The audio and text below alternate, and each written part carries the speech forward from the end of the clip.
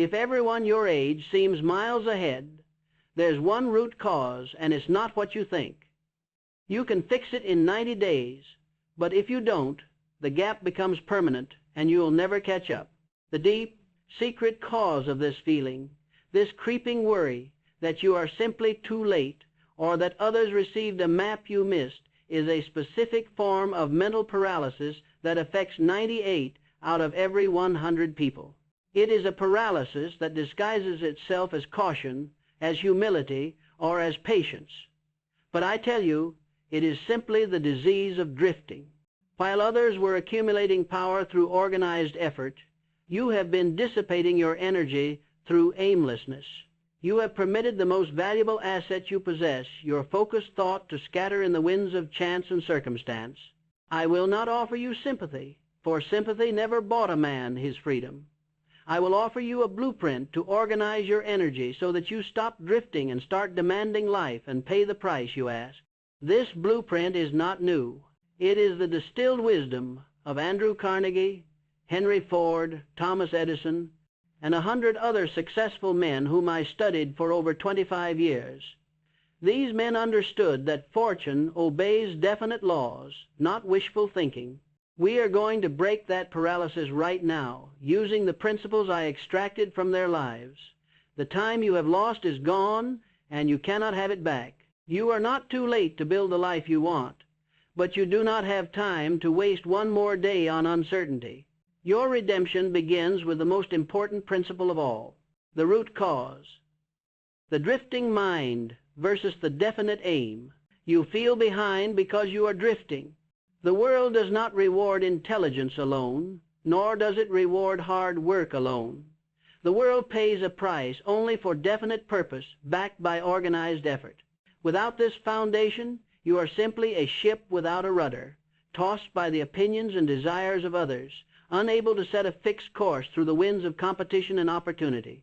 When I analyzed over 16,000 people, the failures and the successes alike, I found one common denominator among those who were classed as failures. They had no definite chief aim in life. They had wishes, hopes, and vague desires, but no definite plan of action. The 5% who succeeded, however, had a definite plan, and they were willing to stake their life upon it. This is not mystical, it is mechanical. A definite aim focuses the scattered energy of the mind into a single, irresistible stream, much like a lens focuses the sun's rays to create fire. The drifting mind is what keeps you stuck. It is the man who wakes up without a set mission for the day. He checks his mail before he checks his purpose. He responds to the demands of the world instead of issuing his own commands. He permits fear and doubt to enter his mind because he has not yet armed his mind with a target. This constant reaction to external stimulus, the news, the phone, the demands of the unorganized, is the very definition of mental servitude. The drifter is always busy, yet never productive on the scale of his own destiny. If you do not know what you want, how can you expect the universe to deliver it? If you are purposeless, your energy dissipates in 1,000 small directions. You waste time on non-essentials because you do not have a strong essential goal to reject the non-essentials with. You look at others' progress with envy because they decided what they wanted and you only wished for it. Wishes are weak. Demands are powerful. The demand for a specific outcome forces the mind to begin organizing the means of its attainment. The very first step, the one you cannot skip, delay, or substitute, is the immediate adoption of a definite chief aim. This is not a fuzzy desire like I want more money or I want to be happy. It is a specific, measurable target backed by a timeline and a plan. It must be so clear that you could describe it to a stranger who could then recognize it when you achieve it. This specificity activates the subconscious mind, which works tirelessly to realize a clear goal. F.W. Woolworth, who started with almost nothing, concentrated his entire energy on one definite aim, creating a chain of 5- and 10-cent stores. He built a small, single-minded vision until he could not see past it. He pursued it with such tenacity that it became the foundation of one of the greatest retail empires. As I observed his success, I understood this law. He concentrated on one definite aim, and he made it, and it made him. He did not chase a dozen interests. He chased one obsession. That single obsession created the focus necessary to overcome a lifetime of potential obstacles. Your mind is a factory, but unless you feed it a definite plan, it will chew on scraps, doubts, and the fears passed on to you by others. You must choose one great central object and burn that image into your mind. That image must become a white-hot desire, a desire so strong that it becomes an obsession, because only obsession can force the action necessary to overcome the inertia of years of drifting. To make up for lost time, you cannot simply be interested in success. You must demand it. You must elevate your aim to the level of a life or permanently unsuccessful necessity. You must stop feeling purposeless and stop wasting time on non-essentials. The most common lie the drifting mind tells itself is, I do not know what I want.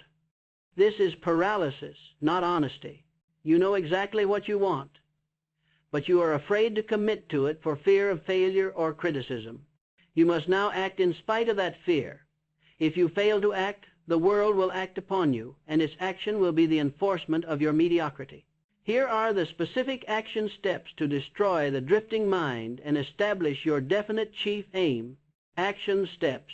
Establishing your definite chief aim. Define the aim. Write out your commitment. Take a sheet of paper and write a clear, concise statement of the one thing you intend to accomplish and the exact price you intend to pay for it. State it in the present tense, as if it is already achieved.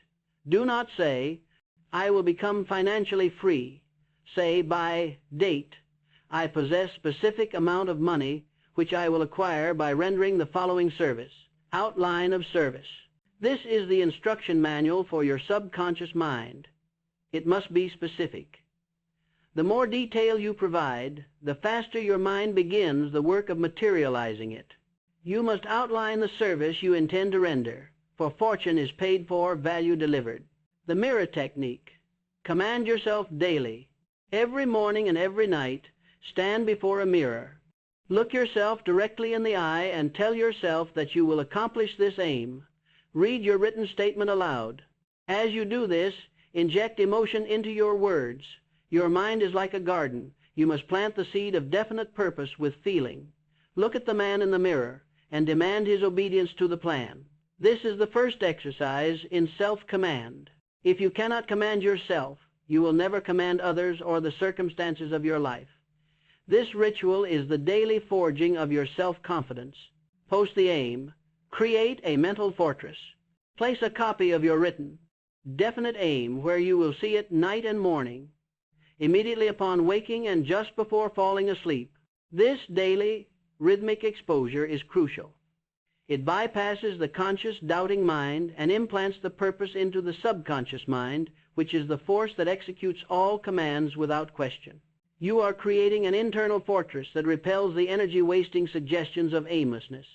Make your aim the very first and last thought of your conscious day. This is the power of auto-suggestion put to deliberate use. You are not too late, but you do not have time to waste. You must move from merely wishing for progress to issuing a command for it. The moment you define your aim, you separate yourself from 95% of the world and you begin to catch up. The mental gap, autosuggestion, and the fear of criticism. I know you have your definite aim now. You have written it, you have commanded it into your mind, but you still feel the mental gap. You see others moving faster, not just because they have a plan, but because they appear fearless in executing it. The reason others move faster is that they did not permit the great, insidious enemy, the fear of criticism, to bind them. They made mistakes, they were mocked, but they kept moving. You, however, are behind because you have used the greatest power in the universe, autosuggestion against yourself. Every time you look at the successful person and tell yourself, I am too old to start, I do not have enough capital, I am not ready, or what if people laugh at me? Your mind accepts that command as reality. You are, in effect, canceling your own order for success, and your subconscious mind is merely carrying out your internal sabotage. Autosuggestion is the medium through which you consciously influence your subconscious mind. It is the language of the self. If you feed your mind doubt, fear, and negativity, the subconscious, being an obedient servant, organizes your energy to produce failure, delay, and weakness. You become what you secretly tell yourself you are. Your self-talk is not merely talk, it is programming, and the quality of the programming determines the quality of the result. The greatest fear binding the late starter is the fear of being seen failing. It is the fear of the relative, the friend, or the colleague who has done nothing with their life, but who will be the first to deliver judgment on yours. This is the fear of criticism, and it is one of the 6 basic fears that Hill identified as destroying ambition and paralyzing initiative. This fear is a prison built by the opinions of others, opinions that cost you nothing to ignore, but which cost you your future if you heed them. You are hiding in the background because your conditioning, mostly passed down to you by loving but poor-thinking parents and teachers, taught you to value approval over action. They taught you to be safe. I teach you to be rich and free. Safety is the enemy of all great achievement. The subconscious mind does not discriminate. It simply takes the thought, colored by emotion, that you repeat most often, and it makes it real.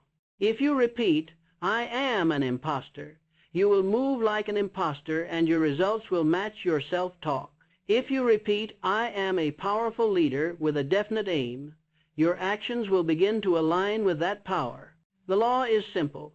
You reap what you sow in the field of your own mind, and you reap with absolute certainty. I recall the story of a man in Chicago who was so overwhelmed by his circumstances and the opinions of others that he was ready to bring his own life to an immediate conclusion. He believed everything was against him. I stood him before a mirror and introduced him, not to the failure he saw, but to the real him, his successful, powerful self that was buried under years of negative autosuggestion. He began to demand that man step forward. That very night, with the power of a new belief, he secured a job at a salary of $3,000 a year, a significant sum in that era simply because he changed the internal command. His circumstances changed because his mind changed first. He overcame the mental gap. Do not permit your friends, and especially do not permit your relatives, to handicap you through their opinions. Their opinion is nothing more than the cheapest commodity on earth, and it is usually derived from their own unexecuted fears. The man who is succeeding has no time to criticize you. Only the man who has failed has the time and the necessity to tell you why you cannot succeed. To accelerate and close the gap, you must reverse your negative autosuggestion and command self-confidence. If you do not conquer this fear, you will never move faster than the cautious crowd. The price of criticism is far lower than the cost of inaction, which is dependency and regret. Action steps: mastering autosuggestion and neutralizing fear. The self-confidence formula, your daily oath. Memorize and repeat the following formula, or your own version of it, every morning and night. Repeat it with deep emotion. I know that I have the ability to achieve the object of my definite purpose in life. Therefore, I demand of myself persistent, continuous action toward its attainment, and I here and now promise to render such action. I realize that the dominating thoughts of my mind will eventually reproduce themselves in physical action and gradually transform themselves into physical reality. Therefore, I will concentrate my thoughts upon the object of my definite chief aim, thereby creating a clear mental picture of it. I know that through the principle of autosuggestion, any desire that I persistently hold in my mind will eventually seek expression through some practical means of attaining the object back of it. Therefore, I will devote 10 minutes daily to demanding of myself the building of self-confidence. This is your covenant with yourself. Treat it as sacred, for it is the only contract that guarantees your freedom. Neutralize the fear of criticism. Reject their opinions. Realize, absolutely, that those who criticize you are usually the ones who haven't succeeded. They project their inability onto you. Make a conscious decision to ignore the opinions of anyone who has not built a fortune doing what you intend to do. Their opinion is irrelevant. Your aim is the only voice that matters. You owe your loyalty to your vision, not to their comfort. When you move, the critics will either follow or be left behind. 30-minute concentration, building the future self. Spend 30 minutes daily concentrating your entire focus on the person you intend to become, not the person you were. Close your eyes and see yourself having already achieved your definite chief aim. See the office, feel the money, and hear the applause of those you serve. This focused rhythmic concentration builds a bridge between your current mind and your future reality, impressing the image onto the subconscious so it can begin the work of manifestation. Do not merely dream.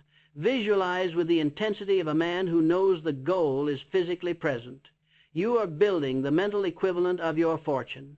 You must stop telling yourself that it is too late. Your mind is a perfect servant. Give it the right command, and it will begin to catch up with the time that your indecision has lost. The acceleration method, the mastermind and organized planning. You have a definite aim, and you are actively commanding your mind. This is the foundation. Yet, if you try to catch up alone, you will fail. The people ahead of you are not necessarily smarter. They are simply using organized effort and the mastermind principle. No great fortune was ever built by a single mind working in isolation. All vast enterprises are products of combined intellectual forces. To close the gap of years, you must borrow the education, experience, and capital of others. You cannot possibly acquire all the specialized knowledge, all the contacts, and all the resources needed for a great aim within one lifetime, let alone a few short years. You must enter into an alliance with others to multiply your brain power. The mastermind is your intellectual and financial leverage, and it is the only tool that allows you to accelerate faster than time itself. The mastermind principle is one of the most powerful economic and spiritual laws in the universe. It is defined as two or more minds working in perfect harmony toward a definite common objective. When you coordinate your knowledge and effort with others, you create a third invisible and invincible force, a third mind that is greater than the sum of the individual parts. This combined mental energy gives you the specialized knowledge you lack, the emotional support to overcome the fear of criticism, and the organizational power to execute large plans quickly. It is the coordination of energy that creates the intellectual dynamite needed for colossal success, bypassing the years of solitary study. The man who tries to do everything alone is a fool. The late starter, in particular, must use the mastermind as his acceleration method. If you lack the skill in marketing, you must borrow the brain of a marketer. If you lack the capital, you must borrow the brain of a financier. Your circle may be toxic, filled with people who discourage you, but you have the absolute power to choose a new, superior circle. If your current environment does not serve your aim, you must abandon it for one that does. Your ability to select and organize talent is your only true specialized knowledge. Consider the famous example of Henry Ford. He was once called ignorant in a libel suit because he failed to answer a general knowledge question. Ford proved the judge wrong by stating that while he did not know general trivia, he had a row of push buttons on his desk. By pushing those buttons, he could summon men with all the specialized knowledge he needed. Ford succeeded not by knowing everything, but by organizing a master mind of brilliant men whose knowledge he could instantly borrow and apply. He substituted the brains of others for his own deficiency. He understood that the ability to organize knowledge is more valuable than itself. It is the mark of a true commander. That is the secret of organized planning. You do not need to be the smartest, but you must be the one who organizes the available genius. This is how men skip ahead in the race of life. They leverage collective brain power to cover the ground they personally lost through drifting. Your master mind is the blueprint for your empire, built from the minds of your chosen allies. You must stop trying to do everything alone and stop making excuses that you lack the skills or the money. These are symptoms of mental poverty. The man who possesses a definite plan and has the courage to ask for help will always acquire the allies and the capital he needs. The world will always yield to the man who knows what he wants and moves with the force of others behind him. Here are the specific action steps to apply the mastermind principle and accelerate your success. Action steps. Forming your mastermind alliance. Form an alliance. Identify your need. Write down the specific knowledge, experience, or capital you require to achieve your definite chief aim. Be ruthless in identifying your own weak points, as these are the exact areas where you must borrow power. Identify at least one person. It could be a paid mentor, a close friend, or a business associate who possesses the specialized knowledge you lack. Form a friendly, willing alliance based on a clearly stated benefit for them. Remember, the mastermind must work in perfect harmony toward a definite common objective or an exchange of value. You must offer value to receive value. The relationship must be one of mutual benefit, not charity. The meeting schedule. Organize your power. Meet with your mastermind group or your chief ally at least twice a week. These are not social meetings. They are planning sessions. The purpose of the meeting is to perfect your plans, address obstacles, and coordinate your efforts. Always write down the decisions made and assign definite tasks. Organized planning demands a schedule. Leave every meeting with concrete assignments and due dates, holding yourself and your allies strictly accountable for progress. Strict harmony. Maintain unity. This is the law. The mastermind cannot exist where there is friction or disagreement in principle. If there is genuine discord or lack of respect, the alliance must be severed, or the benefit will be destroyed. Maintain perfect harmony and loyalty within the group. A mind in harmony is a multiplier. A mind in friction is a destroyer. Harmony is the fuel. Disharmony is the fire that consumes the entire endeavor, leaving nothing but wasted time. You must begin to view yourself not as a worker, but as a coordinator of talent. You must acquire the specialized knowledge you need, and the fastest way to acquire it is by borrowing it from others. The 90-day fix, replacing inertia with habit. We have established your aim, reversed your negative self-talk, and organized your allies. Now we must address the greatest physical enemy of the late starter, inertia.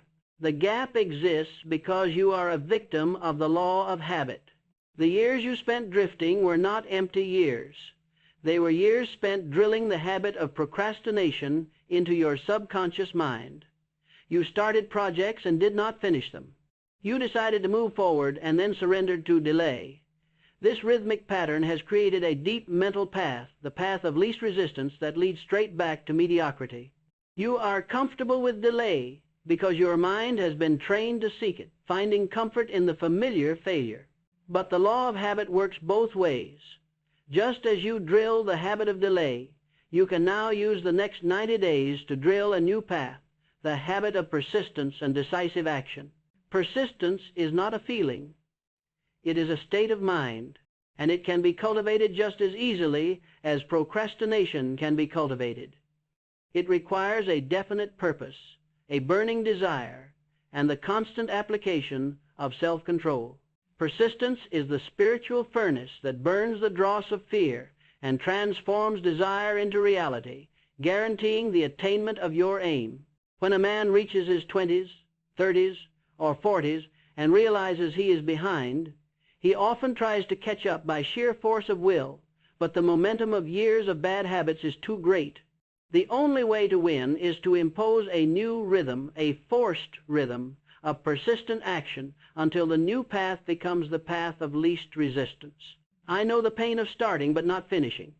You have a great idea, you are motivated for 1 week, and then the inertia of the past pulls you back. The cure for this is not more motivation, it is the force of habit. I once studied a department manager who realized his biggest weakness was mind wandering and procrastination. He would put off the most difficult tasks until the end of the day, when his energy was gone. He realized he was suffering from a habit, not a character flaw. He cured it by outlining a specific, rigorous schedule for the day, doing the most distasteful tasks first, and forcing himself to follow it until it became a habit. Within 6 months, his productivity tripled, and he rose to a position of command. He did not conquer the task. He conquered the habit of resisting the task, which is the true source of power. You must stop telling yourself, "I will do it tomorrow," because tomorrow is the graveyard of unexecuted plans. The habit of procrastination is a mental narcotic. It feels good now, but it destroys your future. You must make a decision that for the next 90 days you will be controlled not by your feelings, but by your fixed purpose. If you fail to command your rhythm, you will surrender your freedom. 90 days of self-control is the fixed price of years of accelerated progress. Pay it now or pay forever with regret. Action steps. Forcing the habit of persistence. The worst first rule: destroy procrastination. Each day, identify the single most distasteful or difficult task, the one your mind is telling you to put off. Do that task first. Destroy the monster immediately. Do not permit yourself to move to any other task until the hardest, most necessary item is complete. This builds the habit of tackling resistance head-on. This daily confrontation is the foundation of all courage and the antidote to the poison of delay. The daily sign: command your service. Create a sign and place it prominently in your workspace, where you will see it daily. The sign must read, "Do not tell them what you can do, show them." This is a command against self-doubt and against the need for approval. It forces you to demonstrate competence through action, rather than wasting energy on talk or worry. Talk is cheap. Demonstration is power. Your work, not your words, must speak for your capability. Force the habit, the 90-day challenge. For the next 90 days, force yourself to do one definite thing each day that is directly related to your definite chief aim, without anyone telling you to do it. This action must be a voluntary act of self-control. This daily, forced obedience to self-command will gradually destroy the path of procrastination and forge a new path of persistence in your mind. At the end of 90 days, you will find that the new habit is easier to follow than the old one was. You are building an identity that cannot tolerate delay, shifting the balance of cosmic habit force in your favor. Your time is running out. The difference between those who move and those who pause is the difference between freedom and service. You are not too late, but you do not have time to waste. I have delivered a challenge and a principle that must now become a part of your daily routine. We are 30% through this blueprint, and if you have begun the action steps I have given you, writing your aim, repeating your command, and meeting your mastermind, you are already ahead of 95% of the world. Take a single moment to lock in the momentum. Now, if this message is moving you to action, I demand that you subscribe to this channel. This is not a request for a favor. It is a demand for an alliance against drift and delay, ensuring that the laws and principles we discuss reach you first. Make the decision now with the same conviction you are applying to your definite aim.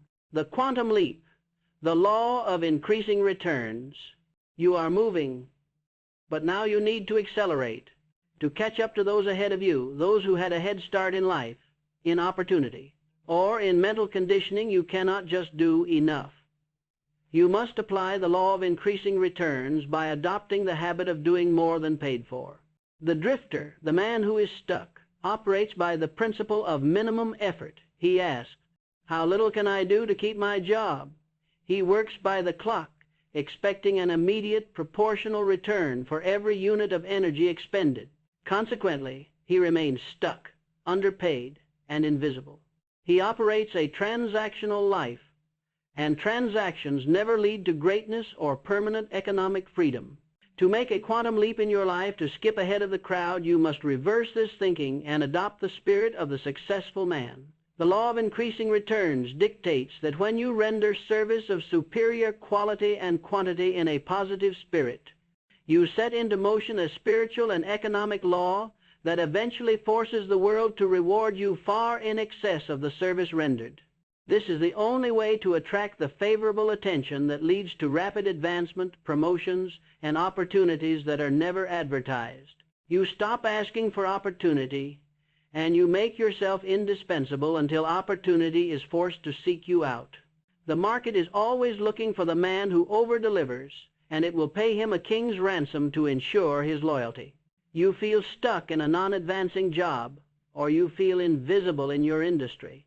I tell you, this invisibility is not a failure of the market. It is a failure of your service. If you are doing only what you are paid to do, you have not demonstrated the initiative, the capacity, or the loyalty required for the next level of command. You must work for the raise before you receive it. The time to prove you deserve the command is before you receive the title. Demonstrate your capacity, and the title will follow. I recall the story of Carroll Downs, who went to work for W.C. Durant, the head of General Motors, in a very minor position. Downs was not a genius, but he made it his business to stay after hours, to anticipate Durant's needs, and to render useful service without being asked or expecting immediate pay. Durant noticed this relentless initiative, this spirit of service, and quickly promoted Downs until he eventually became the president of one of the automobile distributing companies. The reward came not because Downs was asking for a raise, but because he was creating a debt in the universe that the universe was eventually forced to repay with interest. When you do more than you are paid for, you are working not for your current employer. You are working on your own character, your reputation, and your mind. You are building the habit of command. The habit of over-delivery is the habit of self-mastery, training your mind for the heavy responsibilities of leadership. You must stop feeling underpaid and start making yourself indispensable. Your goal is not to be a time card puncher. Your goal is to be a force of value that the marketplace cannot afford to lose. The man who gives only the bare minimum is building the habit of scarcity, and the universe will oblige him by giving him a scarce reward. To make the quantum leap, you must change your habit of service immediately. The most important investment you can make is not money, but superior service. Action steps. Applying the law of increasing returns, QQS. The 90-day experiment, rendering service. For the next 90 days, commit to rendering useful service to at least one person every day for which you neither expect nor accept pay. This is your personal investment in the law of increasing returns. This service can be within your current job, for your mastermind, ally, or in your community. The goal is to build the habit of contribution and attract beneficial attention. Every uncompensated act of service is a seed planted for future wealth, demonstrating to the universe that you are ready for abundance. The QQS rating, analyze your service. Daily, analyze your service using the QQS formula. Quality. Is the work the best I can possibly render? Am I perfecting my output? Quantity. Am I doing more than expected or required? Am I exceeding the benchmark? Spirit. Am I rendering this service with a positive, cooperative, and cheerful attitude, or with a grudging, indifferent one? A high QQS rating is a guarantee of promotion and increasing wealth. A low QQS rating is a sentence to stagnation. The spirit in which you work is often more valuable than the work itself, as it reflects the state of your inner command. Work for the raise. Become indispensable. Do not ask for a promotion or a raise until you are already doing more than you are currently paid for. Make yourself so valuable, so reliable, and so integrated into the success of the enterprise that your removal would be a clear, demonstrable loss of revenue or efficiency. The raise will then be forced, not requested. Your value must precede your request. Create a vacuum of value that the market must fill with increased compensation. This is the key to acceleration. You do not just fill the gap, you leap over it. You stop being an employee of the clock and start being an asset to command. The final step, the law of environment and cosmic habit force. We have covered the essentials: definite aim, autosuggestion, mastermind, persistence, and doing more than paid for. But all of these principles will fail if you neglect the final, most encompassing law, the law of environment and the final master of all rhythm, cosmic habit force. You are a late starter, which means for years you were influenced by a poor environment, either toxic people, paralyzing fear, or the general apathy of the masses. The world you live in is a constant barrage of negative suggestions, and the environment of the drifter is designed to keep him exactly where he is. Your environment is either a sanctuary for your aim or a prison for your potential. You must choose which one you inhabit. To catch up, you must immediately and aggressively reorganize your environment, both the people around you and the mental inputs you permit. The law of environment is the invisible force that either supports your definite purpose or destroys it. If your circle is filled with people who criticize your aim, scoff at your ambition, or distract you with non-essentials, you are in a toxic environment, and you will eventually succumb to its rhythm. The same cosmic habit force that rewards your daily act of persistence will also punish you for your constant exposure to negative influence. You cannot escape the influence of the 5 people you spend the most time with. Their limits will become your limits unless you act decisively. I realized this law early in my research. When I wished to learn the spiritual law behind wealth, I did not remain among the poor miners of my home. I pursued the company of Andrew Carnegie.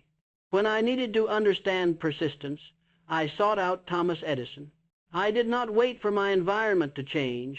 I commanded a new environment to be built around me. That is the power you must now exercise. Remember the mastermind principle. Harmony is power. You must deliberately seek out the company of those who inspire you, those who are already achieving the goals you have set, and those who operate with the principles of definite aim and self-command. Their success must become your normal. Their ambition must become your baseline. A successful environment pulls you up. A mediocre one drags you down. Your mental climate dictates your fortune. This applies not only to people, but to the books you read, the conversations you allow, and the media you consume. The mind that is trying to catch up cannot afford the luxury of distraction. Every piece of information you consume is either building your fortress or supplying weapons to your fear. You must be ruthless in guarding the gates of your mind. The cosmic habit force is the principle that life rewards rhythm, not randomness. It means that what you do repeatedly, the universe will reproduce for you on an exponential scale. If you are persistently purposeful, you will attract success. If you are persistently drifting, you will attract failure. This force is mechanical and spiritual. It does not care about your intentions, it only cares about your rhythm. This is why the 90-day fix is critical. You are forcing a new, definite rhythm to overcome the years of drifting. You are building a new identity based on the daily repetition of the laws of success. The gap between where you are and where you want to be is simply the distance between your old rhythm and your new one. Command the rhythm, and you command the result. You are not too late, but you do not have time to waste. You must now guard your mind and your time with the fierce possessiveness of a man who knows his life depends on it. Final action steps. Command your environment and your identity. Audit your circle. Sever negative ties. Decision. Make a list of the 5 people you spend the most time with. Be brutally honest. Do they support your definite chief aim, or do they criticize it? Do they inspire action, or do they encourage drifting? Immediately reduce your time and energy spent on individuals who do not contribute to your success or the maintenance of harmony. This is not cruelty, it is self-preservation. Replace that time with study, action, or time with your mastermind alliance. Your refusal to tolerate mediocrity is the first sign of leadership. Make a final and permanent decision to remove negative influences. Create an environment of success, autosuggestion. Curate your physical and mental environment. Surround yourself with books on the principles of success. Listen to uplifting, definite messages. Place inspirational objects or your written aim statement where you will see them constantly. Your external environment must constantly reflect the identity of the successful, commanding person you are becoming. You must immerse yourself in the solution, not the problem. Every visual cue should reinforce your definite purpose. Affirm the new identity, faith. You must stop thinking of yourself as a late starter and start thinking of yourself as a commander. Repeat this identity statement daily with deep emotion. My identity is a result of my definite chief aim. I command my time. I command my habits. I command my wealth. I am a force of organized purpose, and I refuse to serve the errors of my past. I am the master of my fate, and I begin my reign today. This is the final application of faith, believing in your success before it has materialized. Your faith is the catalyst that transforms your definite aim into reality. Faith is the ignition switch of the subconscious mind. Use it to fire your purpose into visible action. If you are honest, truly honest, you will realize that the only thing that kept others ahead of you was their definite plan and their consistent action. The only thing that kept you behind was the lack of these two things. But now you have the blueprint. You have the laws. You have the method.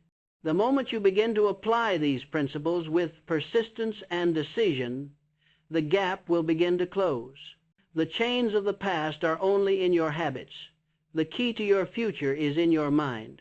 I know this message has found you at a critical junction, a razor-sharp point where the lingering anxiety of lost time fiercely meets the burning, undeniable desire for a radical breakthrough. This moment is not a coincidence. It is a summons. If you are currently between the ages of 20 and 55, the heart of your productive life, and you feel with absolute certainty that this message was written not for a crowd, but specifically for you, I ask you now to take a powerful, immediate step. Your public declaration is the first vital act of decision that cuts the bridge to your past procrastination and reinforces your commitment to the future you will command.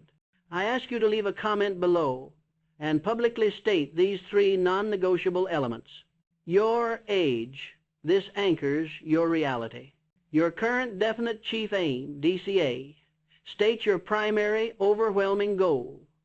No matter how small or insignificant it may seem to the outside world, this is the compass point for your immediate effort. Be crystal clear. The one negative habit. Name the single most destructive habit you are fully committed to destroying and replacing over the next 90 days. This targeted destruction will create an immediate, powerful vacuum for positive creation. Your comment is your signed contract with your future self. Understand this eternal truth. The man or woman who resolutely refuses to serve the failures of their past becomes the one who, by immutable law, commands the fortunes of their future. Your history is a lesson, not a life sentence.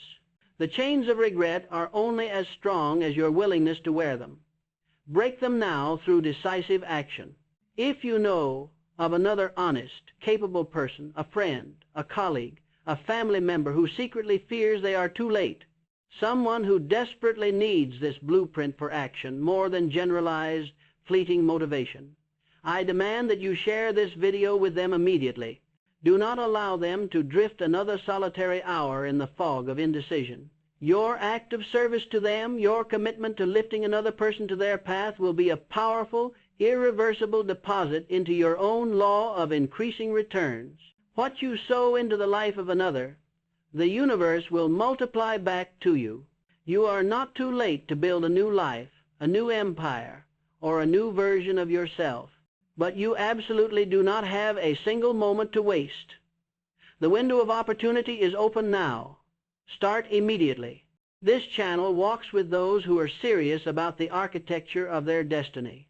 We are dedicated to the path of definite purpose, relentless self-command, and relentless organized effort. The power to transform your anxiety into action resides within you, waiting only for your command. Go and execute the plan you have just declared. The time is now.